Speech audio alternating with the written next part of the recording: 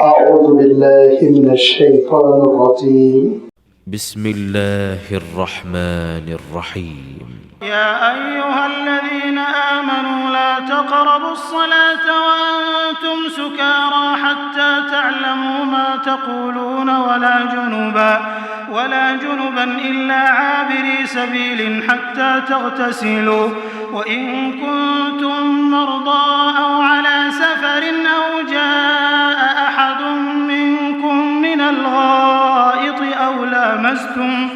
أو لامستم النساء فلم تجدوا ماء فتيمموا صعيدا طيبا فامسحوا بوجوهكم وأيديكم إن الله كان عفوا غفورا ألم تر إلى الذين أوتوا نصيبا من الكتاب يشترون الضلالة ويريدون أن تضلوا السبيل والله أعلم بأعدائكم وكفى بالله وليا وكفى بالله نصيرا من الذين هادوا يحرفون الكلم عن مواضعه ويقولون سمعنا وعصينا واسمع غير مسمع وراعنا ليا بألسنتهم وطعنا في الدين ولو أنهم قالوا سمعنا وأطعنا واسمع وانظرنا لكان خيرا لهم وأقوم ولكن لعنهم الله بكفرهم فلا يؤمنون إلا قليلا يا أيها الذين أوتوا الكتاب آمنوا بما نزلنا مصدقا لما معكم من قبل أن نطمس وجوها فنردها على أدبارها أو نلعنهم كما لعنا أصحاب السبت وكان أمر الله مفعولا إن الله لا يغفر أن يشرك به ويغفر ما دون ذلك لمن يشاء ومن يشرك بالله فقد افترى إثما عظيما ألم تر إلى الذين يزكون أنفسهم بل الله يزكي من يشاء ولا يظلمون فتيلا انظر كيف يفترون على الله الكذب وكفى به إثما مبينا. صدق الله العظيم. الحمد لله رب العالمين والصلاة والسلام على سيد المرسلين وعلى آلہ وأصحابہ اجمعین اما بعد. سورۃ النساء کا یہ 7واں رکوع ہے جس کی تلاوت ابھی آپ کے سامنے کی جا چکی. آیت نمبر 43 سے اس رکوع کا آغاز ہو رہا ہے اور یہ رکوع ختم ہوا آیت نمبر 50 ہے. ان آیتوں میں پہلی آیت کا تعلق یعنی آیت نمبر 43 کا تعلق پچھلی آیتوں سے ہے جس میں احکام شریعت کا تذکرہ ہو رہا ہے. اس کے بعد کی جو آیتیں ہیں یہ ایک نیا چیپٹر کھولتی ہیں ہمارے سامنے. نیا موضوع ہے اور ایک نیا باب ہے جس کا آپ چاہے تو عنوان شریعت اسلامی اللہ تعالیٰ کا نازل کردہ دین یہ دراصل ایک نعمت ہے، ایک امانت ہے. اسی عنوان سے گفتگو ہوگی اور اللہ تعالیٰ کی اس نعمت کو ٹھکرانے والوں کا بھی اللہ تعالیٰ نے تذکرہ فرمایا، یہود کا، نصارہ کا، جن پر کہ اللہ تعالیٰ نے کتابیں بھی نازل کی تھیں اور ان کتابوں کی روشنی میں احکام دین بھی دیے گئے تھے، لیکن انہوں نے اللہ تعالیٰ کی کتابوں اور ان کتابوں سے ماخوذ مستمد احکام تھے اس کے ساتھ ناقدری کی، امانت میں خیانت کی اور نعمت کی ناشکری کی، ان واقعات کا حوالہ دے دے کر اللہ تعالیٰ نے بار بار امت کو متنبہ کیا، الرٹ کیا، تاکید فرمائی کہ تم سے یہ غلطی نہ ہونے پائے، تباہ ہو جاؤ گے، برباد ہو جاؤ گے۔ اطیعوا اللہ و اطیعوا الرسول، بار بار اللہ تعالیٰ نے ارشاد فرمایا اللہ کے اور اس کے رسول کی اطاعت کرنا، یہی صراط مستقیم ہے، یہی جنت کا راستہ ہے، یہی انسانوں کی کامیابی کا راز ہے۔ اس حقیقت کو سمجھ لو۔ یہ سلسلہ آپ دیکھیں گے تقریباً آیت نمبر 120، 122، 123 تک چلتا چلا گیا۔ پھر اللہ تعالیٰ نے شریعت کے احکام کا تذکرہ فرمایا، بالخصوص شادی شدہ زندگی میں اگر تلخیاں آ گئی ہیں تو اس کا حل کیسے نکلے، اس کا تذکرہ فرماتے ہوئے کچھ وراثت کے مسائل رہ گئے تھے، ان وراثت کے مسائل کو سمٹتے ہوئے اس سورت کا اختتام ہوا۔ اور آپ جانتے ہیں کہ 176 آیت ہے جس پر یہ سورت ختم ہوتی ہے، 176۔ دھیرے دھیرے یہ حقیقتیں انشاءاللہ ہمارے اور آپ کے سامنے آئیں گی۔ ابھی جو پہلا جز مکمل ہو رہا ہے، پہلا حصہ جو مکمل ہو رہا ہے احکام شریعت کا، وہ نماز سے متعلق احکام پر ختم ہو رہا ہے۔ اللہ تعالیٰ نے جب اپنے بندوں کو دہائی دی کہ دیکھو تو میرے بندے ہو، میں نے تم کو پیدا کیا، روئے زمین پر نسل انسانی کو اللہ تعالیٰ نے آباد فرمایا، لہذا فرمایا اس کا تقوی اختیار کرو، اللہ تعالیٰ کے دین پر عمل کرو، یتیموں کے حقوق کا تذکرہ فرمایا، وراثت کا تذکرہ فرمایا، نکاح کہاں ہو سکتا ہے کہاں نہیں ہو سکتا، محرمات کا تذکرہ فرمایا۔ پھر آگے چل کے اللہ تعالیٰ نے خاندانی زندگی کیسے مضبوط ہو، اور رجال قوامون علی النساء، جو اسلامی نقطہ نظر ہے، جو قرآنی نقطہ نظر ہے، اور جو انسان کی عین فطرت کے مطابق ہے، اس کا اللہ تعالیٰ نے تذکرہ فرمایا کہ کام تقسیم ہے، ڈیوٹیز اللہ تعالیٰ کی جانب سے منقسم ہے، کسی کو کچھ کرنا ہے، کسی کو کچھ کرنا ہے۔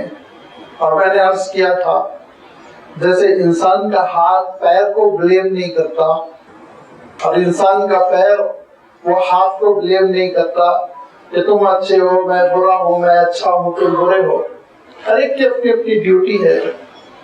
جب زبان کا کام بولنا ہے، آنکھوں کا کام دیکھنا ہے، کان کا کام سماعت کرنا اور سننا ہے، ہاتھوں کا کام پکڑنا ہے، پیروں سے چلنا ہے، ڈیوٹیز ہیں۔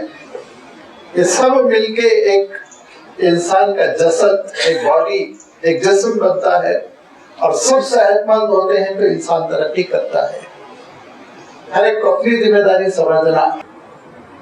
فرمایا اللہ تعالیٰ نے کہ دیکھو دوسروں کو اگر کسی خاص چیز میں فضیلت ملی ہوئی ہے تو اس میں تم حسد نہ کرو، رشک نہ کرو۔ اور میں نے عرض کر دیا تھا اللہ تعالیٰ کسی کو حسن دیتا ہے، کسی کو آواز دیتا ہے، کسی کو ذہانت دیتا ہے، کسی کو علم دیتا ہے، مختلف قسم کی صلاحیتیں ہیں تو اللہ تعالیٰ نے بانٹ رکھی ہے، ورنہ انسانی سوسائٹی نہیں چل پائے گی۔ وَلَا تَتَمَنَّوْا مَا فَضَّلَ اللَّهُ بِهِ بَعْضَكُمْ عَلَىٰ بَعْضٍ، پریشان نہ ہو مجھے یہ نہیں ملا اس کو وہ ملا۔ ارشاد فرما کہ قدرت کے کارخانے میں ہر ایک کی ڈیوٹی ہے، ہر ایک کی صلاحیت۔ اور میں نے یہ بھی عرض کیا اپنے آپ کو پہچاننا، اپنی صلاحیتوں کو پہچاننا، اپنے ٹیلنٹس کو پہچاننا، یہ انسان کی کامیابی کی کلید ہے، کنجی ہے۔ اور میں نے یہ بھی عرض کیا تھا علامہ اقبال نے اس کو کہا خودی میں ڈوب کر پاجا سراغ زندگی۔ آپ اپنے آپ کو پہچان لیں گے تو پھر زندگی کا جو راز ہے نا سراغ، وہ آپ پا لیں گے۔ لہذا اللہ تعالیٰ نے اسی سیاق میں آگے بڑھ کر ارشاد فرمایا کہ دیکھو مرد کو بیرون خانہ ڈیوٹیز دی گئی ہیں، مار جاؤ، محنت کرو، بھیڑو حالات سے لڑو، دھوپ میں اپنا رنگ دلالو، मुश्किलात का मुकाबला करो, दुश्मनों से लड़ो। और खवातीन को अल्लाह ताला ने अंदरून खाना जिम्मेदारी दी, बच्चों के साथ रहो, मोहब्बत का माहौल रहे, घर को जन्नत निशान बना दो, तालीम और तरबियत हो, वगैरह वगैरह, जिसकी तफसील मुश्किल है। इस अल्लाह ताला ने हकीकत को बहुत तफसील के साथ बयान करने के बाद जो इस्लाम का एहसान है, पूरी इंसानी सोसाइटी को अल्लाह ताला ने निज़ाम इनायत फरमाया। अल्लाह ताला ने फिर ये बात की ताकीद की कि देखो दीन का आगाज होता है अकीदे से, वाबुदुल्लाह वला तुशरिकू बिही शैआ, अल्लाह के हुकूक से। ये दीन इतना जामे है कि पहले बंदे और रब के दरमियान ताल्लुकात को ठीक कराता है, इबादत की बुनियाद पर, अकीदे की बुनियाद पर, अकीदे तौहीद की बुनियाद पर। फिर बंदों के दरमियान ताल्लुकात को इस्तेवार करता है, वबिल वालिदैनि इहसाना वबिल कुर्बा वल यतामा वल मसाकिन वल जारि ज़िल कुर्बा वल जारि जुन्बि वसाहिबि बिल जंब। इतनी तफसील अल्लाह ताला ने बयान फरमा दी। वालिदैन के साथ उसने सलूक करो जैसे उनका हक है, सबसे बड़ा हक उनका है। फिर रिश्तेदारों के साथ दूसरा हक, और जितना करीब होगा उतना हक ज्यादा हो जाता है। मैंने अर्ज किया था कि जो जड़ें हैं इंसान की वो वालिदैन है, तो उन जड़ों से जो मुत्तसिल है, यानी बाप के भाई बहन, माँ के भाई बहन, वो सबसे ज्यादा हकदार हैं, जिनको हम चचा कहते हैं, फूफी कहते हैं, खाला कहते हैं, मामू कहते हैं। ये बहुत करीबी खूनी रिश्ते हैं, इनका लिहाज रखना पड़ता है, इनके साथ मुरब्बत करना पड़ता है, इनकी अगर जरूरियात है तो उसको तकमील करने की, मुकम्मल करने की कोशिश करनी पड़ती है। फिर धीरे धीरे लाजमी बात है ये दरख्त तो फैलता जाता है। फरमाया इसी में है कि नादारों का भी ख्याल रखो, यतीमों का भी ख्याल रखो, पड़ोसियों का ख्याल रखो। पड़ोसी अगर काफिर है तब भी उसका एक हक है, अल्लाह ताला ने बयान फरमाया, और उसका हक ये है वल जारिल जुनुबी, कि उसकी खुशी में शरीक रहो, उसकी परेशानी में साथ दो, गुर्बत है तो थोड़ा बहुत मदद करो जो तुम कर सकते हो। फिर अल्लाह ताला ये इरशाद फरमाता है मुलाज़िमीन के हुकूक, मुसाफिरों के हुकूक, सबको बयान करने के बाद इरशाद फरमाता है देखो बज़ाहिर पहली नजर में ऐसा लगता है कि ये इतने हुकूक है, कहां से एक इंसान करेगा। 8-9 हुकूक अल्लाह ताला ने बयान फरमा दिए। फरमाया देखो अगर खर्चे का मैनेजमेंट आ जाए ना तुम्हारे अंदर तो सब कुछ कर सकते हो। मुसीबत ये है कि अच्छे खासे समझदार लोग भी कमाते अच्छा है, खर्च करने का मैनेजमेंट नहीं है। खर्चा कैसे किया जाए, ज्यादा किसी मामूली बात पर कभी कभी पूरी पूरी तनख्वाह दाव पर लगा देते हैं, छोटी छोटी सवारियों के लिए, और एक आध दिन पहनने वाले ड्रेस के लिए, और एक आध दिन की खुशी के लिए, एक आध दिन की दावत के लिए, एक टाइम की खुशी के लिए हजारों रुपए खर्च कर देते हैं।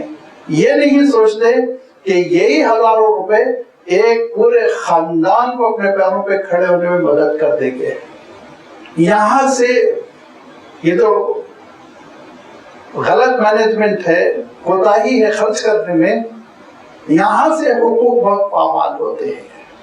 कभी कभी तो इंसान इतना बदतर हो जाता है, और आज की मौजूदा तहजीब ने जो मगरिब से चली आ रही है, अमेरिका से, यूरोप से, उसने इंसान के सामने यही पट्टी पड़ा दी, अपनी ख्वाहिशात के लिए जितना चाहे खर्च करो, अगरचे के माँ बाप सड़ रहे हो, भीख मांग रहे हो, सड़क रहे हो, ओल्ड एज होम में पड़े हुए हो, चंदे पे की जिंदगी बसर कर रही हो, अपनी ख्वाहिश के लिए तुम तफरी के लिए जाओ, समंदर में डूबो और खला में सफर करो, जो करना है तुम अपने ऊपर खर्च करो। इस्लाम नहीं पसंद करता है, इस्लाम नहीं पसंद करता है। वो माँ बाप को माँ बाप का हक दिलाता है, भाई बहनों को भाई बहनों का हक दिलाता है, रिश्तेदारों को रिश्तेदारों का हक दिलाता है। इसी से सोसाइटी में खुशियां फैलती हैं, दुश्मनी खत्म होती, नफरतें खत्म होती हैं, और मुख्तलिफ किस्म के जो जराइम है, कत्ल, गारतगिरी, डाकू बन जाना, चोर बन जाना, यह सारी चीजें खुद ब खुद बर्खास्त हो जाती हैं। लिहाजा बड़ी जामे आए थे, और उसके बाद अल्लाह ताला ने इरशाद फरमाया कि देखो अल्लाह ताला ने जो कुछ अता कर रखा है उसमें से खर्च करो अल्लाह के हुक्म के मुताबिक। اس ترتیب کے مطابق جو اللہ تعالیٰ خود تم کو ارشاد فرما رہا ہے، اور پھر اللہ تعالیٰ نے پھر اس بات کی تاکید کی اطاعت رسول ورنہ قیامت کے دن کیسے پچھتاؤ گے۔ اس تذکرے کے بعد جیسا کہ میں نے عرض کیا، آج جو آیتیں پڑھی گئی ان میں ایک آیت بڑی تفصیلی ہے اور اس کا تعلق نماز، بلکہ نماز کے مقدمات میں کیس مت لیجیے آپ کورٹ کا، یعنی اس سے پہلے ہونے والی چیزیں، نماز سے پہلے کی چیزوں کا اللہ تعالیٰ نے تذکرہ فرمایا۔ یا ایھا الذین آمنوا لا تقربوا الصلاۃ وانتم سکارى، پہلی چیز، اے ایمان والو تم نماز کے قریب پھٹک نہیں سکتے جبکہ حالت نشے میں ہو۔ وانتم سکارى، سکران نشے والے آدمی کو کہتے ہیں جو نشے میں دھت ہے، اور اس کا پلورل فارم ہے سکارا۔ سین کاف را، یہ جو حروف ہے ان کو ذہن میں رکھیے، یہ اسکرا، یسکرو، اسکار، سکران، سکارا، یہ سارے الفاظ اس بات پر دلالت کرتے ہیں کہ انسان کی عقل گم ہو جائے، انسان کی عقل کام نہ کرے، نشہ چڑھ جائے، نشہ سوار ہو جائے، اچھائی اور برائی کا فیصلہ کرنے کا وہ قابل نہ رہ جائے۔ یہ ہے مفہوم جو اس روٹ ورڈ سے نمایاں ہوتا ہے، اس کو ہم ذہن میں رکھیں کیونکہ بعض نزاکتیں ہیں جس کا بھی میں اشارہ کروں گا۔ نشاور چیزوں کے سلسلے میں یہ آپ نے بارہا سنا ہوگا کہ عرب اس کے بڑے عادی تھے، جیسے آج کل موجودہ طور پر اپنے آپ کو ترقی یافتہ تہذیب کہنے والے اس کے عادی ہیں کہ ان کے گھروں میں استعمال ہوتا ہے، ان کی مجلسوں میں، ان کی تقاریب میں۔ یہی صورتحال اسلام سے پہلے عربوں کی تھی۔ ہر گھر میں نشاور چیزوں کا ایک کچھ نہ کچھ ذخیرہ ہوتا تھا، مہمانوں کو پیش کیا جاتا تھا۔ ہر دعوت کے بعد، کھانے کے بعد، جیسے ہمارے پاس چائے وغیرہ کا دور چلتا ہے، نشاور چیزوں کا دور چلتا تھا۔ اللہ کے رسول صلی اللہ علیہ وسلم کی بعثت ہوئی، اگرچہ کہ اللہ کے رسول صلی اللہ علیہ وسلم کی تعلیمات میں پہلی مرتبہ شراب حرام نہیں تھی، حضرت موسیٰ علیہ السلام کی شریعت میں بھی شراب حرام تھی، لیکن ان کمبختوں نے ڈنڈی ماری تھی اور یہ کہا تھا کہ جو علماء ہیں اور جو عبادت کو لیڈ کرتے ہیں، عبادت میں آگے ہوتے ہیں، عبادت کرواتے ہیں، لہذا نماز اور نماز کی امامت وغیرہ تو کانسیپٹ رہا نہیں ان کے پاس، جو عبادت کے رسوم انجام دیتے ہیں ان کے مذہبی بڑے اسکالرز اور لیڈرز، ان کے لیے نشہ حرام ہے، باقی کے لیے حلال ہے، یہ فتویٰ انہوں نے دے دیا۔ تورات کے خلاف جا کر، انجیل کے خلاف جا کر، اور وہی سرزنش اللہ تعالیٰ نے آگے کی ان اہل کتاب کی کہ اللہ کی کتابوں کا انہوں نے کیا حشر کیا۔ تو یہ نہیں سمجھنا چاہیے کہ صرف اللہ کے رسول صلی اللہ علیہ وسلم کی شریعت میں شراب حرام ہوئی، پہلے سے سارے نبیوں کی شریعت میں گندگی نہیں، یاد رکھیے گندگی پہلے بڑی اچھی تھی، حضور نے ڈکلیئر کر دیا، ایسا نہیں ہے۔ سارے نبیوں اور رسولوں کے پاس شرک حرام تھا، شرک کے قریب پھٹکنے کی اجازت نہیں تھی، نجاست تھی، گندگی تھی۔ ہاں جزویات میں فرق تھا، اس میں کوئی شک نہیں۔ تو شراب بھی سارے انبیاء علیہ الصلوۃ والتسلیم کی شریعت میں حرام رہی، لیکن ان پچھلی کتاب کے حاملین نے احکام میں تبدیلی کر دی تھی اور پھر رواج ہو گیا تھا، نشہ لوگ کیا کرتے تھے، یہاں تک کہ اللہ کے رسول صلی اللہ علیہ وسلم کی مکہ مکرمہ سے ہجرت ہو گئی اور مدینہ منورہ اللہ کے رسول صلی اللہ علیہ وسلم تشریف لائے، تو اللہ تعالیٰ نے شراب کے سلسلے میں پہلا حکم نازل کیا حضرت عمر رضی اللہ تعالیٰ عنہ کی دعا کی بنیاد پر۔ حضرت عمر لگاتار ایک دعا کرتے تھے، اللہم بین لنا فی الخمر بیانا شافیہ، فرماتے تھے اللہ یہ شراب کے معاملے میں ٹو دا پوائنٹ، بیانا شافیہ، جو دل کو تسلی دے، شفا ہو، جس میں دل کو مطمئن کر دے، ایسا حکم اللہ نازل فرمائیے۔ اور یاد رکھیے جو اکابر صحابہ تھے وہ شروع سے شراب سے اجتناب کرتے تھے، اللہ کے رسول صلی اللہ علیہ وسلم تو خیر وہ تو تھے ہی معصوم، لیکن حضرت ابوبکر شراب کے قریب نہیں جاتے تھے، حضرت عمر شراب کے قریب نہیں جاتے تھے۔ فطرت میں ان کے اندر نیکی کی رغبت تھی، گناہوں سے دوری تھی، اسی لیے فطری مزاج جو تھا وہ بھلائی کا تھا، نیکی کا تھا، یہ شراب کے قریب نہیں پھٹکتے تھے۔ ہاں بعض دوسرے استعمال کرتے تھے کیونکہ حرام نہیں تھی۔ حضرت عمر رضی اللہ تعالیٰ عنہ کی دعاؤں کے نتیجے میں اللہ تعالیٰ نے جو پہلی آیت نازل فرمائی وہ سورۃ البقرہ میں گزر چکی، جس میں اللہ تعالیٰ ارشاد فرماتا ہے لوگ شراب کے سلسلے میں فتویٰ طلب کرتے ہیں، شراب اور جوا، آپ ان کو اے رسول بتا دیجئے فیہ اسم کبیر، اس میں بڑا گناہ ہے، بڑی خباثت ہے، آگے وہ بیان کیا جائے گا، ومنافع للناس، لیکن بظاہر ابھی چونکہ کچھ لوگ ہیں جو بیچتے ہیں خریدتے ہیں، کچھ لوگ ہیں کوہار اس کا برتن بناتے ہیں، تو ابھی اس کو حرام کیا جائے تو ذرا لوگ پریشان ہو جائیں گے، لیکن یاد رکھو اس کا گناہ بہت بڑا ہے، اتنا اللہ تعالیٰ نے بات ارشاد فرمائی۔ لیکن حضرت عمر رضی اللہ تعالیٰ عنہ اپنی دعاؤں سے رکے نہیں، یہی دعا کرتے رہے۔ جب بھی کوئی ایسی سچویشن ہوتی جس میں شراب کے وجہ سے کوئی خرابی، کوئی ٹینشن، کوئی لڑائی رونما ہوتی تو حضرت عمر یہی کہتے اللہم بین لنا فی الخمر بیانا شافیا، اللہ چھٹی کر دیجئے، کھلا کھلا حکم نازل فرما دیجئے۔ تو ایک مرتبہ ایسے ہی ہوا کہ کسی کے گھر کھانا بنا اور اس میں 2-4 لوگ مدعو تھے، مدینہ منورہ سے ذرا دور تھے یہ لوگ، کسی دیہات وغیرہ میں۔ کھانے کے بعد حسب روایت شراب سرو کی گئی اور پھر عشاء کی نماز کا وقت ہوا اور امامت کے لیے انہی میں سے ایک صاحب آگے بڑھے۔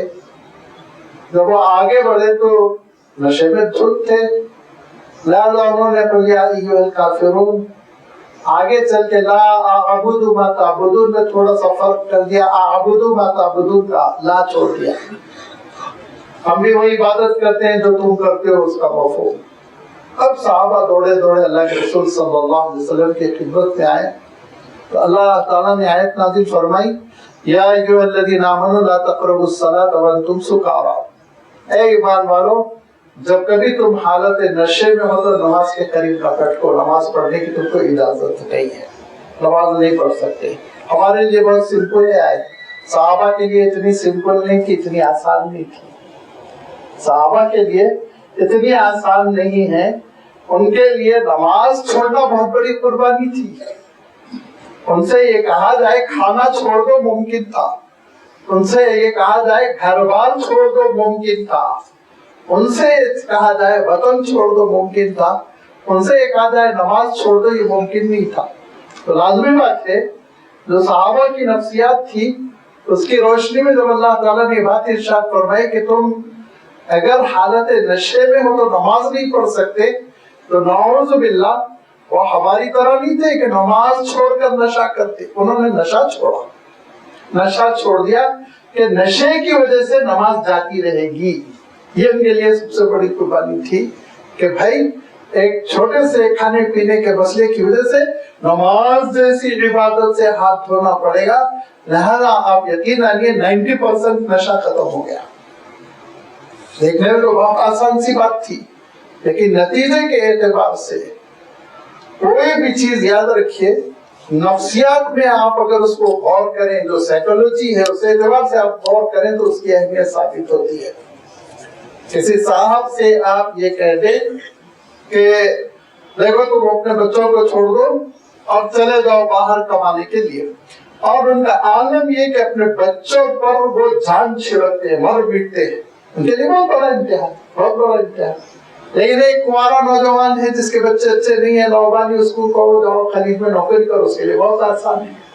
تو یہ جو آرڈرز ہوتے ہیں، احکام، وہ انسان کی نفسیات کے اعتبار سے ان کی اہمیت ہوتی ہے، لہذا یہ بڑی اہمیت تھی صحابہ کے نزدیک کہ نماز کو چھوڑ دیا جائے، نشے میں رہے، ہرگز ہو ہی نہیں سکتا۔ انہوں نے کہا 100 بار نشہ قربان، نماز بھی چھوڑیں گے۔ لہذا اس کے بعد جو بھی واقعات ہوئے وہ ایسے واقعات ہوئے مثلاً کسی نے اگر نشہ بھی کیا تو پوری نماز گزارنے کے بعد، لیکن حضرت عمر نہیں رکے.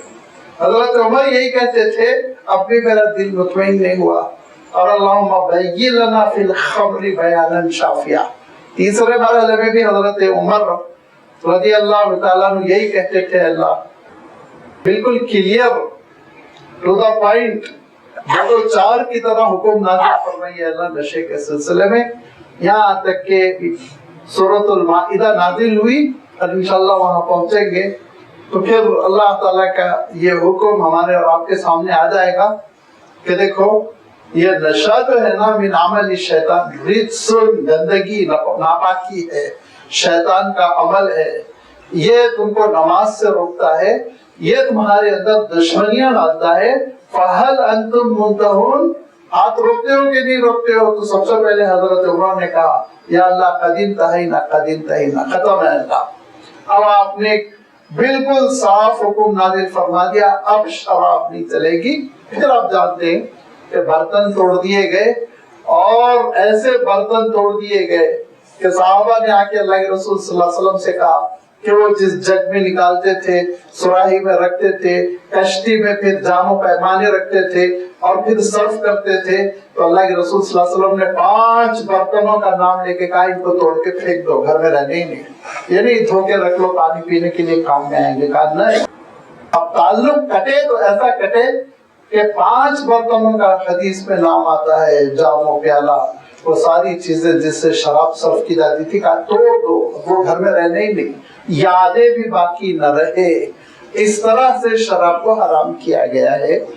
اور مین جو چیز ہے وہ جس کا میں نے اشارہ کیا انتم سکارا، نشہ، یاد رکھیے نشہ. خمر جو ہے وہ شراب کو کہتے ہیں. اب یہ خمر وہ نشے آور چیزوں میں ایک چیز ہے، جتنی چیزیں نشہ پیدا کرے گی ان سب کو حرام کر دیا گیا. فرمایا اللہ کے رسول صلی اللہ علیہ وسلم نے ما اسکر کثیرہ فقلیلہ حرام. وہاں بھی دیکھیں خمر کا لفظ نہیں ہے، ما اسکر کثیرہ فقلیلہ حرام. فرمایا کہ جو چیز زیادہ پینے سے نشہ آتا ہے، 1 لیٹر آدھا لیٹر پینے سے نشہ آتا ہے، تو اس کا پہلا چمچہ بھی حرام ہے، پہلا قطرہ بھی حرام ہے. فرمایا یہ نہیں کہ نشہ آئے گا وہ اتنی مقدار میں پیئیں گے تب لہذا شروع میں 2-4 گھونٹ میں کچھ نہیں. فرمایا نہیں. اور اس کو اللہ تعالیٰ نے ناپاکی کے ہیڈ میں، ناپاکی کے خانے میں اس طرح بیان کیا کہ آپ دیکھیں گے کہ جو حکم بیت الخلا جانے کا ہے اور اس کے بعد پاکی حاصل کرنے کا، ویسا ہی حکم اللہ تعالیٰ نے شراب کا بیان کیا. اس سے ہم اندازہ کر سکتے ہیں کہ اسلام کے مزاج میں شراب سے کتنی نفرت ہے. لیکن یہی میں نے عرض کیا نا، مغربی تہذیب کے دل زیادہ، اور پھر اس تہذیب نے جو گندگیاں پھیلا دی، ان گندگیوں کا اثر یہ ہوا کہ ہمارے ہاں بھی پچھلے زمانے میں تو الحمدللہ مسلمان کا نام اور اس کے ساتھ نشہ جڑتا ہی نہیں تھا، اچھے جانتے تھے. لیکن اب دھیرے دھیرے اس میں بڑی کوتاہیاں پیدا ہونے لگی، اور لوگ سمجھتے ہیں کبھی کبھار کسی تقریب میں اگر اس کو استعمال کر لے پھر توبہ کر لے. لیکن یاد رکھیے یہ اتنی گندی چیز ہے کہ دھیرے دھیرے انسان کا ایمان سلب کر دیتی ہے، ایمان سے محروم کر دیتی ہے، اور اس بات کا امکان رہتا ہے کہ حالت نشے میں وہ مرے اور پھر میدان حشر میں اس پر اللہ کے رسول صلی اللہ علیہ وسلم کی شفاعت بھی نہ ملے. لہذا اس امت کی شان ہے، اس امت کا امتیاز ہے، جیسے توحید اس امت کی شان ہے عقیدے میں، جیسے اللہ کے رسول صلی اللہ علیہ وسلم کی محبت اس امت کی شان عمل میں، ایسے ہی شریعت میں اور تہذیب میں، معاشرے میں اس امت کی شان ہے کہ یہ امت خنزیر اور شراب کے قریب نہیں پھٹکتی ہے. یہ دونوں چیزوں کو امت نے ایک ساتھ رکھا ہے، ایک ہی خانے میں رکھا ہے. لہذا اللہ تعالیٰ کا یہ حکم جو آیت آج آئی ہے سورۃ النساء کی، یہ سیکنڈ لیول کا ہے. میں نے عرض کیا پہلے سورۃ البقرہ میں آیا ہے یسألونک عن الخمر والمیسر، کہ یہ لوگ سوال کر رہے ہیں جوے کے سلسلے میں، جوا بھی کھیلا جاتا تھا اس کی تفصیل الگ ہے، اور شراب کے سلسلے میں قل فیہما اسم کبیر، اے رسول کہہ دیجئے بہت گناہ ہے، بہت گناہ ہے، وہاں زائن بنایا گیا۔ یہاں پہلا حکم نازل ہوا کہ نماز کے قریب تم نہیں پھٹک سکتے حالت نشے میں۔ ابھی فقہا نے کہا کہ الصلاۃ اس کے ساتھ موضع الصلاۃ، نماز کی جگہ پر بھی نہیں جا سکتے، تو یعنی مسجد بھی نشے میں نہیں جا سکتا، کوئی نشے میں ہے مسجد میں یعنی کہ اس کو اجازت نہیں ہے۔ کیوں؟ حتی تعلموا ما تقولون، اس وقت تک تم قریب نہیں آ سکتے جب تک کہ نشہ بالکل کافور نہ ہو جائے۔ یہ بھی یاد رکھیے دوسرا حکم ہے، تیسرا تو سورۃ المائدہ میں آیا ہے بہت سختی کے ساتھ، بہت سختی کے ساتھ۔ اس میں کہا گیا شراب ناپاک چیز ہے، اس میں کہا گیا شراب شیطان کا عمل ہے، اس میں کہا گیا شراب اللہ کے ذکر سے نماز سے غفلت پیدا کر دیتی ہے، اس میں کہا گیا شراب کے قریب نہ جاؤ، چھوڑ دو، قصہ ختم کر دو۔ وہ فائنل حکم ہے، ابھی یہ بیچ کا حکم تھا۔ اس بیچ کے حکم میں بھی اللہ تعالیٰ ارشاد فرماتا ہے حتی تعلموا ما تقولون، جب تک کہ عقل لوٹ کر نہ آ جائے اس وقت تک تم مسجد کے قریب بھی نہیں آ سکتے، نماز پڑھ نہیں سکتے، پڑھا نہیں سکتے، چھٹی ہو گئی۔ اور فرمایا دیکھو یہ عقل کی نجاست ہے، شراب عقل کی نجاست ہے، گندگی ہے عقل کی، اور جسم کی نجاست کے ساتھ اللہ تعالیٰ نے اس کو رکھا۔ وَلَا جُنُوبًا، اور نہ ہی مسجد کے قریب آئے اور نہ مسجد میں داخل ہو وہ جس کو غسل کی حاجت ہو، غسل کرنا ہو۔ الا عابری سبیل، الا یہ کہ ذرا گزر جانا ہے، مسجد کے صحن سے نکل جانا ہے تو ٹھیک ہے، اجازت ہے، اس سے نکل سکتے ہو، لیکن بعد میں اللہ کے رسول صلی اللہ علیہ وسلم نے اس پر بھی پابندی لگائی اور کہا کہ کبھی کبھی لوگ ناپاک حالت سے مسجد میں داخل ہو کر اپنے گھروں کی طرف جاتے ہیں، لہذا سب کے دروازے بند کر دو جو مسجد میں کھل۔ مسجد ایسی ایک بلڈنگ کا نام نہیں تھا نا، مسجد تو کھجور کی چھال کا ایک شیڈ تھا، اطراف میں گھر تھے صحابہ کے، فرمایا سب کے دروازے بند کر دو، الا خوخت ابی بکرین، سوائے حضرت ابوبکر کا دروازہ وہ کھلا رہے گا، فرمایا اس کو نہیں بند کر سکتے تم لوگ۔ لوگوں نے پوچھا اللہ کے رسول حضرت ابوبکر کی خصوصیت کیا ہے؟ فرمایا دیکھو سب نے جو اسلام پہ احسانات کیے، اسلام کے لیے قربانیاں دی، اور سب کا میں حق ادا کر دیا، ابوبکر کا حق ادا نہیں ہو سکا۔ حضرت ابوبکر صدیق رضی اللہ تعالیٰ عنہ کا عالم یہ تھا کہ دنیا میں 3 مقامات ایسے ہیں جس میں اللہ کے رسول صلی اللہ علیہ وسلم کے ساتھ سوائے ابوبکر کی کوئی نہیں، اور آخرت میں ایک مقام ایسا ہے جس میں اللہ کے رسول صلی اللہ علیہ وسلم کے ساتھ سوائے ابوبکر کے اور کوئی نہیں۔ دنیا میں اللہ کے رسول صلی اللہ علیہ وسلم نے جیسے ہی مکہ مکرمہ میں اسلام کا اعلان فرمایا تو گھر والوں میں ٹھیک ہے لوگ مسلمان تھے، لیکن باہر کوئی اسلام نہیں قبول کیا تھا، حضرت ابوبکر ساتھ تھے۔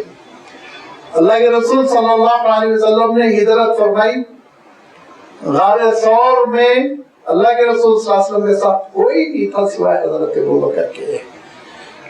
بدر پر جنگ کا حملہ ہوا اور مسلم فوجیں ڈیفنس کے لیے گئی، اس وقت ایک چھوٹی سی جھوپڑی بنائی گئی تھی، عریش اس کو کہتے ہیں، اس میں اللہ کے رسول صلی اللہ علیہ وسلم کے علاوہ سوائے حضرت ابوبکر کے کوئی نہیں تھے۔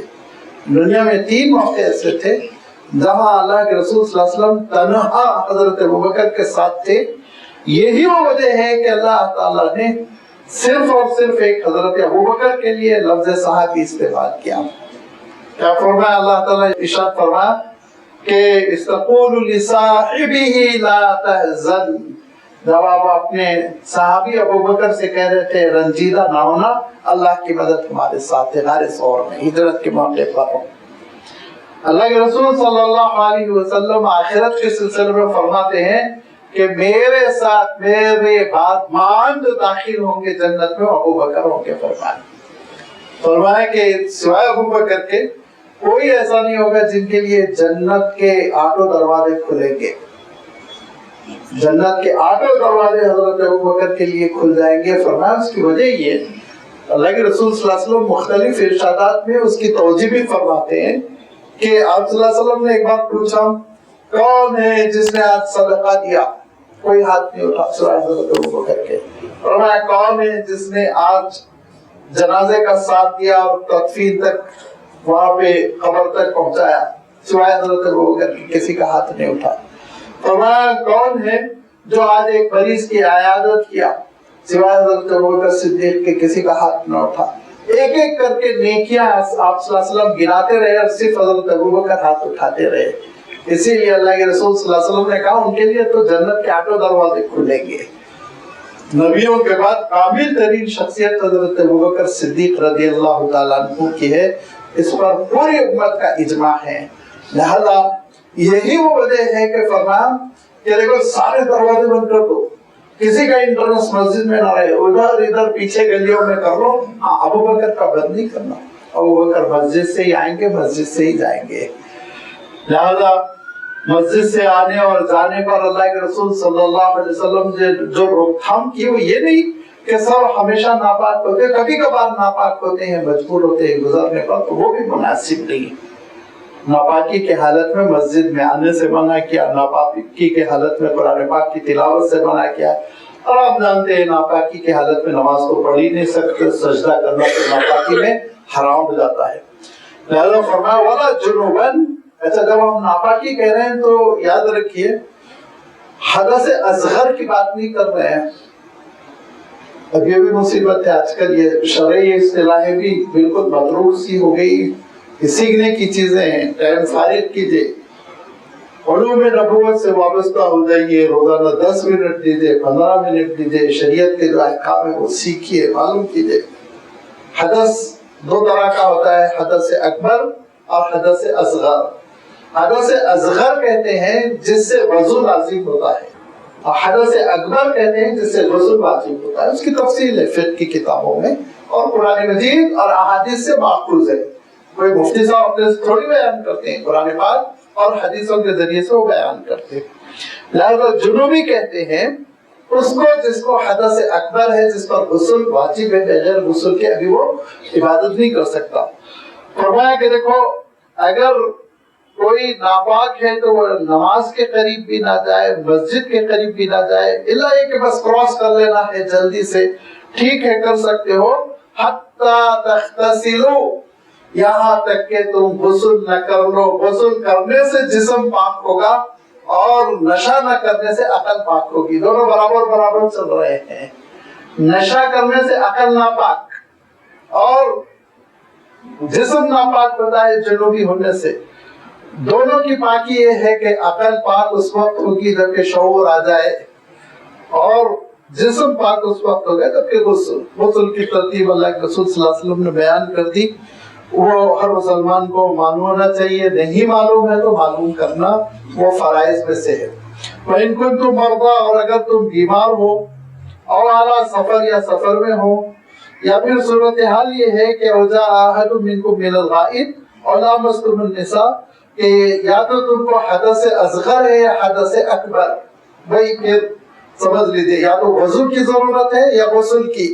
دونوں صورتوں میں ارشاد فرمایا کہ بیماری کی وجہ سے, سفر کی وجہ سے, تیسری چیز فلم تجدوا ماء, پانی کے نہ پانے کی وجہ سے, پانی بالکل نہیں مل رہا. فتیمموا صعیدا طیبا, تو تم تیمم کر لینا پاک مٹی سے. جو ہم سب جانتے ہیں, 2 چیزیں بھی ہم جانتے ہیں کہ کچھ اسباب ہوتے ہیں جس کی وجہ سے وضو معاف ہو جاتا ہے, اور وضو کی نیابت میں تیمم ہم کر سکتے ہیں. نمبر 1 پانی ہے ہی نہیں. الحمدللہ آج کل اتنی ترقی ہو گئی کہ تصور نہیں رہتا ہے, گھر میں کچھ نہ کچھ پانی اسٹور کرتے ہیں. لیکن پچھلے زمانے میں ایسا ہوتا تھا, ہمارے بچپن میں ہو جاتا تھا 3-3, 4-4 دن نل نہیں آتا, پانی کے لیے تڑپتے تھے, ادھر بھاگتے تھے ادھر بھاگتے تھے. اور عربوں میں تو بہت ہوتا ہے, صحرا میں بالکل پانی نہیں ملتا, پانی کے لیے وطن چھوڑ دیا کرتے تھے, عرب ہجرت کر جاتے تھے. کنواں خشک ہو گیا, گاؤں پورا کا پورا دوسری جگہ شفٹ ہو جاتا تھا. لہذا پانی نہ ملنے کی جو بھی شکل ہو, جنگ میں گھر گئے پانی نہیں ہے, سفر میں ہے پانی دور دور تک نہیں, اپنے گھر میں ہے دور دور تک پانی نہیں ہے, آپ پانی لے کر آنے تک نماز قضا ہو جائے گی. ایسی صورتوں میں تیمم. نمبر 2 فرمایا کہ دیکھو اگر بیمار ہے اور علالت ایسی ہے, بیماری ایسی ہے کہ پانی کے استعمال سے خوفनाक حد تک مرض بڑھ سکتا ہے، ایسی صورت میں وضو معاف تیمم کر سکتے ہو۔ نمبر 3، سفر میں پانی تو ہے ٹرین میں، وضو کہاں سے کریں گے آپ؟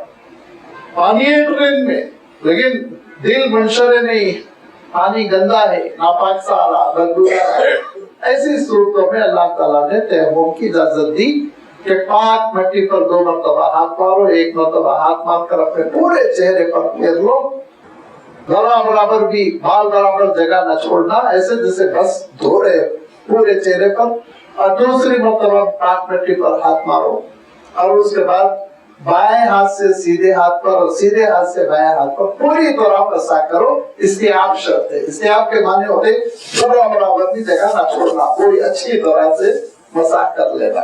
یہ ہے تیمم۔ یہ تیمم وضو کا بھی نائب ہے، غسل کا بھی نائب ہے۔ اگر کسی کو وضو کی ضرورت ہے تیمم کر کر وہ نماز پڑھ سکتا ہے، یہ 3 شرطوں کے بعد 3 میں سے کوئی ایک شرط ہو، پانی نہ ہو، سفر پر ہو یا بیمار ہو۔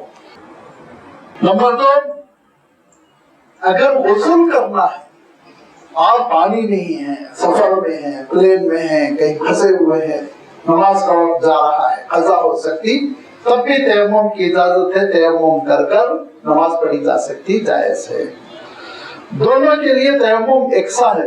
غسل کا تیمم لمبا چوڑا نہیں ہے، مٹی میں لوٹنے کی ضرورت نہیں رہتی، اتنا ہی تیمم ہے جتنا وضو کا تیمم ہے۔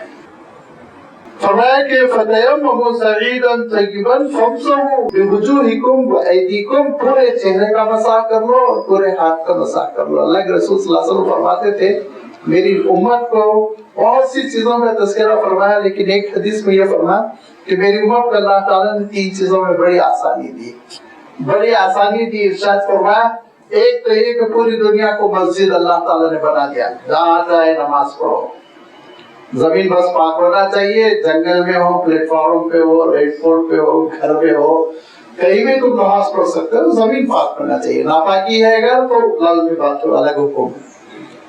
نمبر 2، ارشاد فرمایا اللہ تعالیٰ نے میری امت کے لیے صاف مٹی کو، پاک مٹی کو پانی کے بدل میں کر دیا، تیمم کرنے کی اجازت دی۔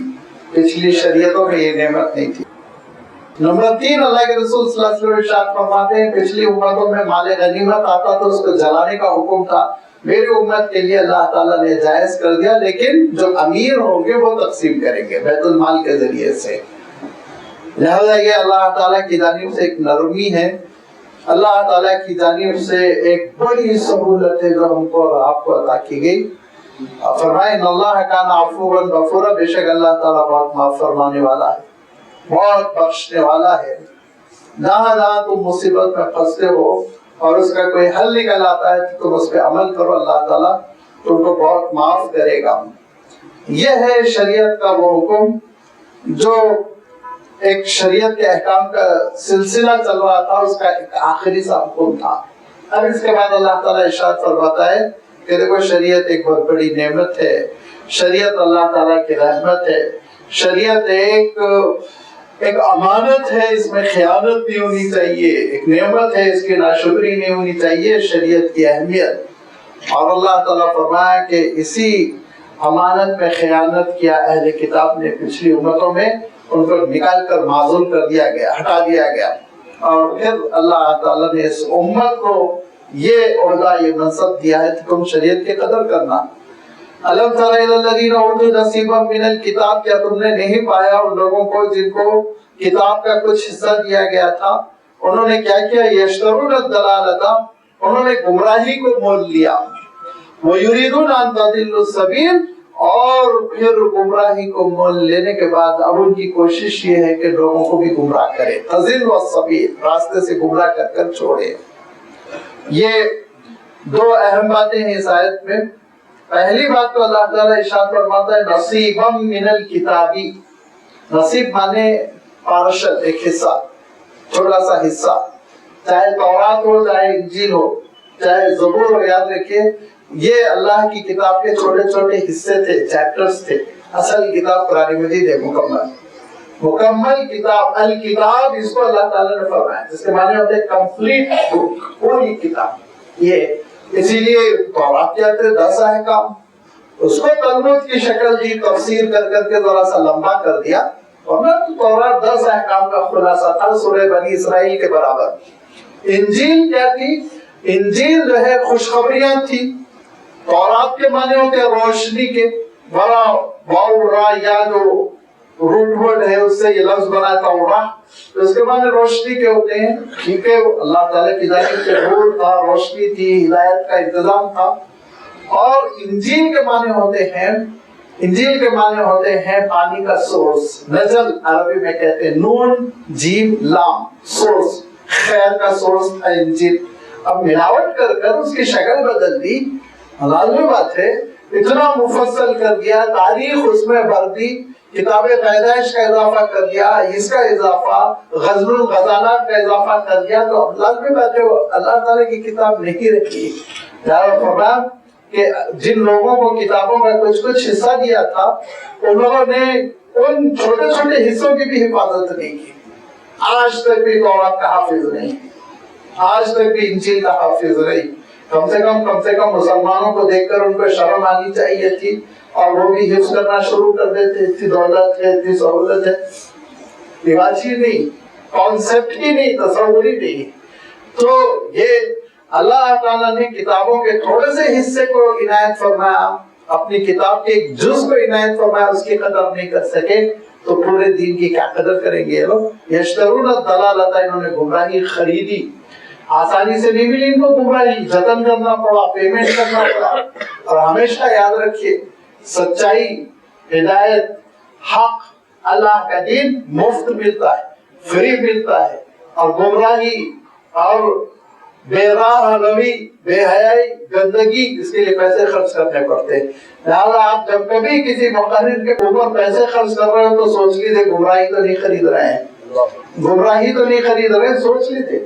سارے نبیوں کا، انشاءاللہ سورۃ الاعراف آگے آئے گی، سارے نبیوں کا ایک یہ نعرہ ہوتا تھا، کھل کر دعویٰ کرتے تھے وہ عوام میں، ما اسألکم علیہ من اجر، میں ایک پیسے کا روادار نہیں اللہ کے دین کی دعوت کے لیے، ایک پیسے کا روادار۔ سارے نبیوں کی سنت، حضرت نوح علیہ السلام سے آپ صلی اللہ علیہ وسلم تک سب کا موقف اللہ تعالیٰ نے قرآن پاک میں بیان کیا کہ ہدایت کے لیے، رہنمائی کے لیے، اللہ کے دین کی تشریح کے لیے، اللہ کے دین کی خدمت کے لیے تھوڑی معاوضہ دیا جاتا ہے۔ 1 لاکھ 1.5 لاکھ 5 اسٹار ہوٹل اور یہ شرط وہ شرط، پلین کا کرایہ، یہ سب دراصل یاد رکھیے گمراہی کے راستے ہیں، گمراہی کے راستے۔ اہل اللہ، بڑے بڑے اہل اللہ کو ہم نے دیکھا، بڑے بڑے اللہ والوں کو ہم نے دیکھا کہ وہ گھنٹے نہیں ہفتوں دیا کرتے تھے دین کے لیے، دین کی خدمت کے لیے، لیکن ایک پیسہ نہیں لیتے تھے۔ ظاہر بات ہے اب کسی شہر میں آئے تو ان کو آپ کسی گھر میں رکھیے۔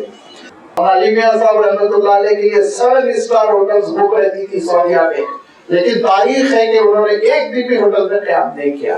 اور زیادہ تر وہ جو NRIs ہوتے ہیں ہمارے، جن کے چھوٹے چھوٹے گھر ہوتے ہیں، ان کے کمروں میں رکتے تھے۔ معلوم کر لیجیے، آپ تحقیق کے ساتھ معلوم کر لیجیے۔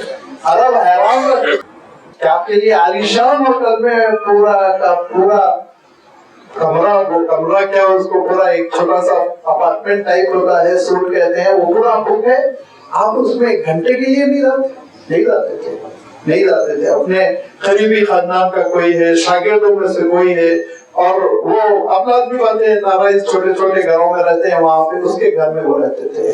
مکہ مکرمہ میں ڈاکٹر عبداللہ عباس صاحب کے گھر میں رہتے تھے، مدینہ منورہ میں حیدرآباد ہی کے انجینئر بھائی عبدالرشید صاحب ان کے گھر میں رہتے تھے۔ تو یہ اللہ تعالیٰ کے دین کی قیمت تھوڑی لگائی جا سکتی، دنیا میں جو لینا ہے آخرت میں لینا ہے۔ فرمایا کہ انہوں نے گمراہی خریدی پیمنٹ کر کر کے، یشترون اشترا، تو یریدون، اور پھر اس کے بعد یہ چاہتے ہیں کہ اللہ کے رسول صلی اللہ علیہ وسلم پر لوگ ایمان نہ لائیں، اسلام کے راستے پہ نہ چلیں، گمراہ کرنا چاہتے ہیں۔ واللہ اعلم باعدائکم، اے مسلمانوں تمہارے دشمنوں سے اللہ تعالیٰ واقف ہے، تم واقف نہیں ہو، اللہ تعالیٰ واقف ہے۔ وکفیٰ باللہ ولیٰ، کام بنانے کے لیے اللہ تعالیٰ تمہارے لیے کافی ہے۔ وکفیٰ باللہ نصیرا، مدد کرنے کے لیے اللہ تعالیٰ کافی ہے۔ امید نہ رکھو یہ تمہارے کام آئیں گے، امید نہ رکھو کسی حکومت سے، کسی پارٹی سے، کسی فرقے سے، کسی گروپ سے، تم یہ کبھی توقع نہ رکھو کہ یہ تمہارے حق میں کام آنے والے ہیں۔ ٹھیک ہے کسی کو آگے بڑھاؤ کسی کو پیچھے ہٹاؤ، یہ اتھل پتھل تو رہنی چاہیے. لولا دفع اللہ کی ناسا بازوں بباز، اگر ایک دوسرے میں ان کے جھگڑے نہ ہو تو یہ سب مل کے تو آپ ہی کو کاٹیں گے. آپس میں ان کو جھگڑنے دو، لیکن امید مت رکھو کہ یہ آ جائیں گے تو تمہارا کام بنا دیں گے، یہ حکومت تمہارے لیے کھڑی ہو جائے گی. ہرگز نہیں. اللہ تعالیٰ صرف تمہارا کام بنانے والا اللہ تعالیٰ ہے. من الذین ہادو، اور کلیئر کیا اللہ تعالیٰ نے دو لفظوں میں فرمایا من الذین ہادو، جنہوں نے یہودیت کا دعویٰ کیا. ان کی تاریخ یہ ہے یحرفون الکلم عن مواضعہ، کہ انہوں نے اللہ تعالیٰ کی کتاب کی جو الفاظ کی پوزیشن تھی اس کو چینج کر دیا، جگہ تبدیل کر دی. یحرفون الکلم عن مواضعہ، اس کا جو موضوع تھا، لوکیشن تھا، لوکیشن جگہ سے انہوں نے الفاظ بدل کر اللہ کی کتاب میں تبدیل کر دی، اللہ کی کتاب میں تبدیلی کر دی. آگے پیچھے کر دینے سے زمین آسمان کا فرق ہو جاتا ہے. یہی دیکھیے ابھی آپ جو ہم نے آیت پڑھی، یا ایھا الذین آمنوا لا تقربوا الصلاۃ، کچھ بھی مت کیجیے، یہاں پہ وقف کر دیجیے. نعوذ باللہ، اگرچہ کفر ہے لیکن مفہوم تو بگڑ گیا نا. اے مسلمانوں نماز کے قریب نہ بیٹھو، رو گئے آپ، قصہ ختم ہو گیا. اگر آپ یہ کہہ رہے ہیں گو سلو ورک ان پروگریس، اس کے معنی یہ کہ گاڑی آہستہ آہستہ چلاؤ، کام ہو رہا ہے آگے، اکثر لکھ کے لگایا جاتا ہے. لیکن اس کو کوئی نادان الٹا پڑے گو سلو ورک ان پروگریس، مفہوم بگڑ گیا، کچھ کا کچھ ہو گیا. یہاں یہ حرکت کی انہوں نے اللہ کی کتاب کے ساتھ، تورات کے ساتھ، انجیل کے ساتھ.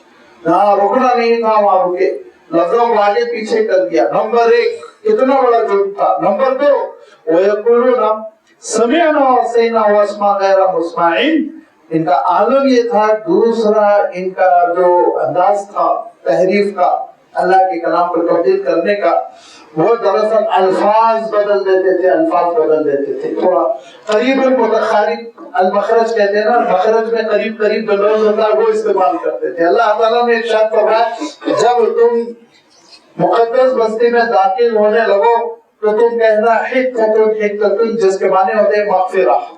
عبرانی میں کہ اللہ ہمارے گناہوں کو معاف کر دیجئے، اللہ ہمارے گناہوں کو معاف کر دیجئے. تو انہوں نے کیا کر دیا، تھوڑی سی تبدیلی کر دی. جب داخل ہونے لگے تو حقتن، یہ ہو بد مزاج، نادان. اگر ہم کو اللہ کے رسول نے کوئی دعا سکھائی، کیا مجال ہم لوگ دعا میں تحریف کریں گے، تبدیلی کریں گے. نعوذ باللہ. ایسے بے ایمانی کا مسلمان ارتکاب نہیں کرتا چاہے کتنا گناہ گار. لیکن انہوں نے جو اللہ کی کتاب نے دعا سکھائی تھی اس دعا میں تبدیلی کی. یہ عالم تھا. کیا کہتے تھے، ان سے کہا گیا تھا کہ تم کہنا سمعنا واطعنا، ہم نے بات سنی اور ہم اطاعت کریں گے. یہ کیا کہتے تھے، سمعنا وعصینا، بات سن لی عمل نہیں کریں گے.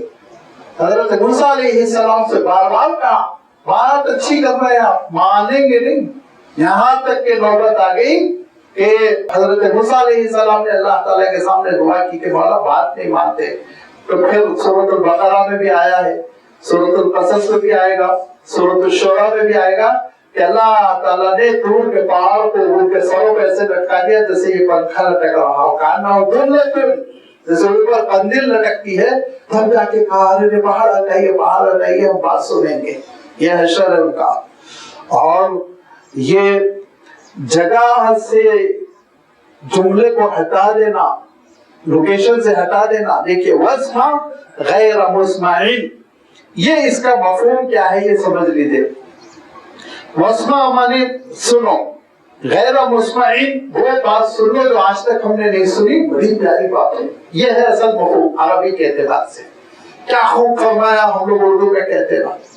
لیکن اس کو یہ صرف اور صرف تلفظ بدل دیتے تھے، لہجہ بدل دیتے تھے، اور مفہوم یہ لیتے تھے وہ بات سن لو جس کو سننے کی ضرورت نہیں ہے، وہ بات سن لو جس پر سننے کی، کان دھرنے کی، توجہ دینے کی کوئی ضرورت نہیں ہے، قابل سماعت نہیں ہے. اس کو میں اردو میں ہی بتاتا ہوں. میں نے عرض کیا نا کیا خوب فرمایا، آپ نے بہت اچھی بات ارشاد فرمائی. اب اس کو ذرا میں لہجہ بدل کے، آپ بولیے بات کریے، بہت خوب فرما رہے آپ. لفظ وہی ہے، मफहूम बिल्कुल बिगड़ गया। यही हरकत यहूदी करते थे अल्लाह के रसूल सल्लल्लाहु अलैहि वसल्लम की मजलिसों में, हजरत मूसा की मजलिस में, हजरत ईसा की मजलिस में, हजरत दाऊद की मजलिस में, हजरत सुलेमान की मजलिस में, हजरत यहया, हजरत जकरिया अलैहिस्सलाम, इन अल्लाह के नबियों और रसूलों की मजलिस में ये बेहूदियां करते थे। तो इनके लानत नहीं उतरेगी तो और क्या उतरेगी, जरा सोचिए आप। और क्या करते थे, वराइना, अल्लाह के रसूल सल्लल्लाहु अलैहि वसल्लम के दरबार में आते तो अरबों का एक मुहावरा था, अल्लाह ताला ने पाबंदी लगाई तो अब वो खत्म ही हो गया, अब नहीं है। और वो ये था राइना। राइना के माने होते थे हमारी रियायत कीजिए, जरा धीरे धीरे फरमाइए। जैसे हम लोग कहते हैं नजर करम कीजिए, इनायत कीजिए, इस मानों में राइना कहते थे। ऐन के नीचे सिर्फ और सिर्फ कसरा, कसरा यानी जिसको आप उर्दू में जेर कहते हैं। ये बेईमानी कर कर इसको क्या कर देते थे, मैं बता रहा हूँ, सिर्फ नकल कर रहा हूँ इनके कुफ्र को। ये बेईमानी करके कहते थे राईना। अब इसके माने क्या हो गए मालूम, या का इजाफा करने से ऐ हमारे चरवाहे, ये है इसका राई, अरबी में चरवाहे कहते हैं ना। ये बदतमीजी करके दिल का बोझ निकालना। अल्लाह ताला ने कहा सूरह बकरा में आयत गुजर चुकी है, या अय्युहल्लज़ीना आमनू ला तक़ुलू राइना क़ुलू दुरना, ऐ मुसलमानों तुमको राइना का लफ्ज़ इस्तेमाल करने की इजाजत नहीं। ये यहूदियों के लिए छोड़ होगा, तो मुसलमानों ने अल्हम्दुलिल्लाह छोड़ दिया। और उसके मुकाबले में कहा मंजूर ना करो, नजर करम कीजिए। लिहाजा अल्लाह ताला इरशाद फरमाता है लय्यम बि अलसिनतिहिम, ज़बान को तोड़ मरोड़ कर दिल की भड़ास निकाल लेने वाली नापाक कौम, वतानन फी दीन, और दीन पर हमला करना, तंज़ो तारीज़ करना, दीन को तख्ते मश्क बनाना, दीन पर तनकीदें करना, ये इनका मतलूब है। वलो अन्नहुम क़ालू, अगर ये कहते समिअना व अताअना, सुना हम इताअत करेंगे, और ये कहते वस्मा, सुनने वाली बातें सुनो, या ये कहते वंजुरना, हमारी तरफ नजर करम कीजिए, लकाना खैरन लहुम व अक़वमा वलाकिन लानहुमुल्लाहु बिकुफ्रिहिम, इनके लिए बहुत खैर होता, पायदार होता, ठोस होता, अल्लाह की जानिब से हिदायत मिलती, लेकिन अब अल्लाह की लानतें हुई इनके इस कुफ्र की वजह से। फला युमिनूना इल्ला कलीला, बहुत कम यहूदी मुसलमान होंगे, लेकिन को भीड़ की भीड़ वो मुशरिकों की इस्लाम में दाखिल होती रहेगी, भीड़ की भीड़ ईसाइयों की, यहूदी नहीं। फरमाया अल्लाह की लानत है, ये महरूम बनेंगे हिदायत से। या अय्युहल्लज़ीना उतुल किताब, ऐ किताब वालों, आमिनू बिमा नज़्ज़लना, ईमान कबूल करो जो कुछ हमने नाजिल किया है। ये किताब जो नाजिल हुई है मुसद्दिक़न लिमा माअकुम, तुम्हारे तौरात की खुद तस्दीक कर रही है। इससे पहले ईमान कबूल कर लो कि मिन क़ब्ल अन नत्मिसा वुजूहन, के चेहरों को हम सफाट कर दे, तमसुल वुजूह, इसके माने होते हैं चीज चिकनी कर देना, सपाट। अभी चेहरे सपाट नहीं है ना, नाक आगे है, आंख के गड़े अंदर है, पेशानी आगे है, और गालें निकली हुई हैं, तो चेहरे का एक नक्शो निगार है, ये सब गोल घड़े की तरह चिकना कर देंगे, सपाट कर दे, तो इसको कहते हैं तमसुल वुजूह। यह अरबी में बहुत बड़ी बदवा होती थी। और वह कि इससे पहले कि हम तुम्हारे चेहरों को सपाट कर दें, और हम उनको उल्टा फेर दे, पीठ की तरफ तुम्हारा चेहरा कर दे, ऐसा जानवर तुमको बना दे, उससे पहले ईमान कबूल कर लो, तौबा करो। आज इनके चेहरे देखिए कैसे होते हैं, इनके चेहरे देख लीजिए, बावजूद इसके रंग सफेद है, लेकिन इनके चेहरों में जर्रा बराबर जाजिलियत नहीं होती है, और इनके चेहरों से इनका मकर व फरेब नजर आता है, गंदगी नजर आती है। आप देख लीजिए, तस्वीरें उठाकर देख लीजिए। फरमाया कि इससे पहले कि हम तुम्हारे चेहरों को सपाट कर उनको पीठ की तरफ फेर दें, इस्लाम कबूल करो, तौबा करो, वरना और न लानहुम कमा लाना अस्हाब सब, तुम पर भी वही लानत होगी जो सनीचर वालों पर हुई। आगे आ रहा है, हफ्ते के दिन शिकार खेलना मना था, तो इन्होंने शिकार किया, तो इनको बंदर बना दिया गया था। वकाना अमरुल्लाहि मफऊला, अल्लाह का फैसला नाफिज होकर रहता है। इन्नल्लाह ला यगफिरु युशरक बिही व यगफिरु मा दूना ज़ालिका लिमन यशा। याद रखो, अगर कोई अल्लाह के साथ किसी चीज को शरीक करता है तो उसकी मग़फ़िरत नहीं होने वाली। शिर्क पर जो मरेगा उसकी मग़फ़िरत नहीं होने वाली। अल्लाह के रसूल सल्लल्लाहु अलैहि वसल्लम ने फरमा दिया, मम्मा का मुशरिकन, जो शिर्क पर मर गया जहन्नम गया, فرمایا من مات مسلمن، جس نے شرک سے توبہ کی اور توحید پر آ کر مرا تو فقط دخل الجنہ، کبھی نہ کبھی جنت میں ضرور داخل ہوگا۔ لہذا فرمایا شرک کرنے پر اللہ تعالیٰ تم کو معاف نہیں فرمائے گا، اور نہ اللہ تعالیٰ کی ذات میں شریک کرنا، نہ اللہ کی صفات اور افعال میں کسی کو شریک کرنا، نہ اللہ کی عبادت میں کسی کو شریک کرنا۔ تینوں قسم کا شرک وہ شدید حرام ہے، اور اسلام کی بنیاد توحید پر اللہ ذات میں ایک ہے، صفات میں ایک ہے، عبادت میں ایک ہے۔ جو عبادت اللہ کی ہے وہ عبادت غیر اللہ کو نہیں ہوگی، سجدے اللہ کے لیے ہے، غیر اللہ کو نہیں ہوں گے، طواف اللہ کے کعبے کا ہے اللہ کے حکم سے، صرف اور صرف حرم کا ہے، کہیں اور طواف نہیں ہوگا۔ قسم اللہ کی کھائی جائے گی، قربانی اللہ کے نام پر دی جائے گی، اللہ کے نام پر انسان نیت کر کر اعمال صالحہ کرے گا، یہ ہے توحید۔ لمبے احکام ہے، اللہ تعالیٰ ارشاد فرماتا ہے شرک سے باز آ جاؤ۔ وَيَغْفِرُ مَا دُونَ ذَلِكَ لِمَن يَشَاءُ، شرک سے نیچے جو گناہ ہے اللہ کی مشیت ہو تو اللہ تعالیٰ معاف کرے گا، مشیت شرط ہے، ارادہ اس کا۔ وَمَن يُشْرِكْ بِاللَّهِ فَقَدِ افْتَرَىٰ إِثْمًا عَظِيمًا، جو شرک کرتا ہے وہ بہت بڑا گناہ کرتا ہے، بہت بڑا گناہ کرتا ہے۔ أَلَمْ تَرَ إِلَى الَّذِينَ يُزَكُّونَ أَنفُسَهُمْ، ان لوگوں کو نہیں دیکھا جو اپنے آپ کو بہت بڑا سمجھتے ہیں، پاکیزہ قرار دیتے ہیں، اپنے منہ میاں مٹھو بنتے، بڑی تعریف کرتے ہیں، نحن ابناء اللہ، نحن شعب اللہ المختار، ہم خصوصی نسل ہے، اعلیٰ نسل ہے، اعلیٰ ذات کے ہیں۔ ادھر مغربی دنیا میں یہودی اور آپ کی دنیا میں آپ کے ملک میں برادر یہی دعوت کرتے رہتے ہیں، ہم اونچے ہیں، ہم اعلیٰ برادری کے ہیں۔ فرمایا بل اللہ یزکی من یشاء، اللہ تعالیٰ اس کو حق ہے کہ جس کو چاہے اللہ تعالیٰ معتبر، جس کو چاہے اللہ تعالیٰ نیک، اعلیٰ، بلند، برتر قرار دے۔ اللہ تعالیٰ ارشاد فرماتا ہے ان اکرمکم عند اللہ اتقاکم، کہ ذات میں کچھ نہیں، انسان صفات میں سب کچھ ہے۔ بلال حبشی وہ اللہ کے رسول صلی اللہ علیہ وسلم کے آگے آگے معراج کے موقع پہ چلتے ہوئے نظر آئے۔ آہٹ پائی اللہ کے رسول صلی اللہ علیہ وسلم نے حضرت بلال کے پاؤں کی صفات کی بنیاد پر، صفات کی بنیاد پر، اور قریش کے بڑے بڑے سردار جہنم میں چلے گئے، ابو جہل جہنم میں چلا گیا، ابو لہب جہنم میں چلا گیا۔ کیوں؟ ذات کی بنیاد پہ نجات نہیں، صفات کی بنیاد پر۔ لہذا اپنے منہ میاں میٹھو نہ بنو، اور یاد رکھو اللہ جو درجات دینا ہے وہ دے گا، اللہ تعالیٰ عنایت فرمائے گا۔ اللہ تعالیٰ کے دین پہ عمل کرو، ولا یظلمون فتیلا، ذرہ برابر کسی پر کوئی ظلم نہیں کہ اصل فتیل کہتے ہیں، عرب جو ہے نا روئی لے کر وہ بہت اس کو پھیر پھیر کے باریک سا دھاگا بنا کر اس کو پھر اونٹ کی چربی پگھلا کر اس میں رکھتے اور اس کو دیا بناتے، دیا جیسے چراغ کی بتی بھی موٹی ہوتی ہے، اس سے بھی بہت باریک سا دھاگا آپ سمجھ لیجئے، ڈوری سمجھ لیجئے، اس کو فتیل کہتے ہیں اصلاً عربی میں۔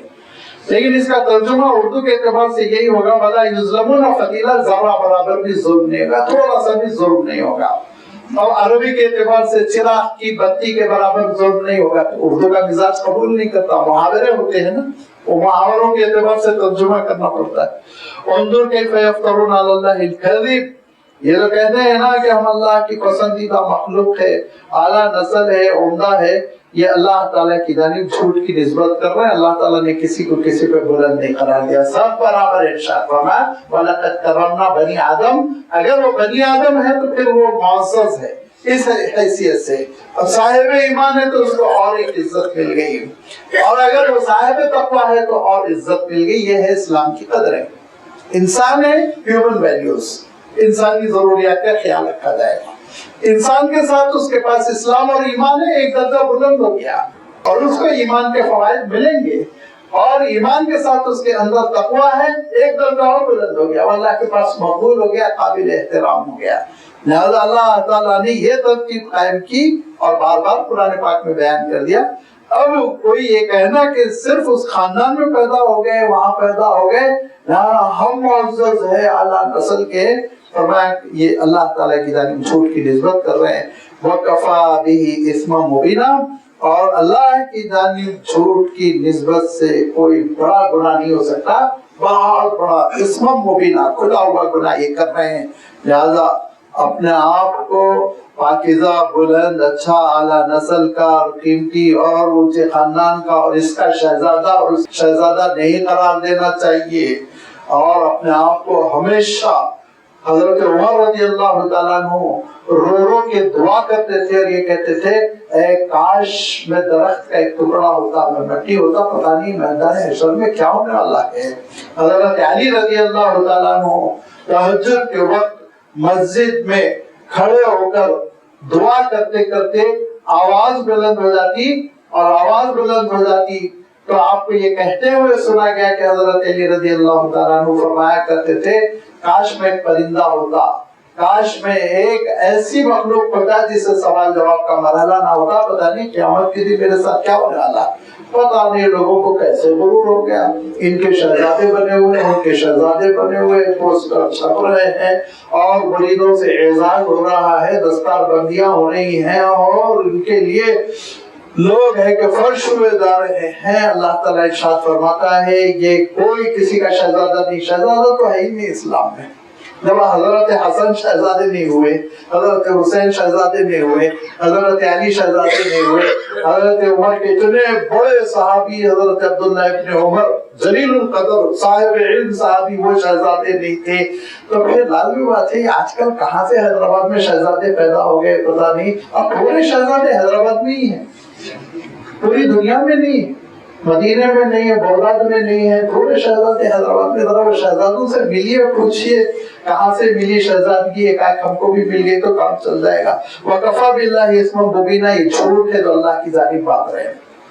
मोतबर आलिम दीन ने कहा, मोतबर मैं नाम भी जिक्र कर देता हूँ, मौलाना हमीदुद्दीन हुसैनी आतिल साहब ने एक मरतबा कहा कि एक साहब वो बगदाद के कोई बुजुर्ग के पास गया और उनके सामने नसबनामा रखा और कहा कि इस पे साइन कर दीजिए, मैं भी शेख अब्दुल कादिर जिलानी रहमतुल्लाह अलैह की नस्ल से हूँ। तो वो अरब, वो इराक के, उन्होंने पूरा पढ़ के कहा, तुमने जिससे रिश्ता जोड़ा ना वो बेटा हजरत शेख का बचपन में ही मर गया था, उनकी औलादी नहीं हुई थी। रिश्ता जिनसे तुमने जोड़ लिया वो रिश्ते का आलम यह है कि वो बचपन में ही वफात पा गए थे, जैसे हुजूर के साहबजादे बचपन में वफात पाए। तो ये जो शजरे बना लिए गए हैं और ये जो रिश्ते बना लिए गए, झूठ है जिसकी निस्बत अल्लाह की जानिब कर रहे हैं। जिस खानदान में अल्लाह ताला ने पैदा किया उसकी कदर करो, तकवा पैदा करो, इखलास पैदा करो, लिल्लाहियत पैदा करो, ये तुमको जन्नत का शहजादा बनाएगी, इसके अलावा कोई चीज काम आने वाली नहीं। व आखिरु दावाना अनिल हम्दुलिल्लाहि रब्बिल आलमीन।